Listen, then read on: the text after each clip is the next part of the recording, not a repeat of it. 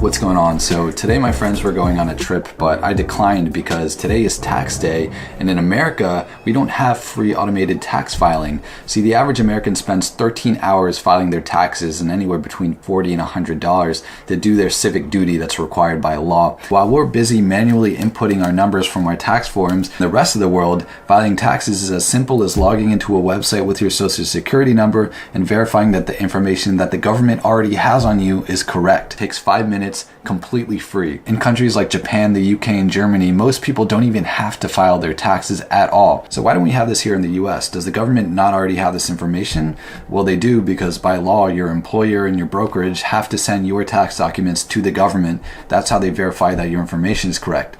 So why don't we have this? Well, ultimately it comes down to the sheer incompetence of our congressmen, but more specifically, you have this weird alliance between these two groups, the tax software lobby that spends millions bribing or lobbying your congressman, and this weird group of ideologues who think that you having to waste your time filing taxes is going to make you hate the government and thus advance their ideological agenda against taxes. Of course, this is preposterous. Recently, there was a bill that passed the House called the Taxpayers First Act. Upon immediate inspection, the bill looks innocent enough, 20 pages, but tucked inside is a reference to a federal register that bans the IRS from providing free online tax services competing with the private sector. Because, you know, the profits of private companies are more important than that of the general public, and free markets for everybody else, but not for me. The government needs to protect me. It's absolutely ridiculous, and any congressman who's voted for this or in any other way has prevented the IRS from making tax services easier and free and accessible to everyone needs to be kicked out of Congress. No questions asked. But it passed the House unanimously, so I guess we need to completely gut the House of Representatives. Every year I see these articles suggesting that TurboTax is the reason why filing taxes is so difficult in the US.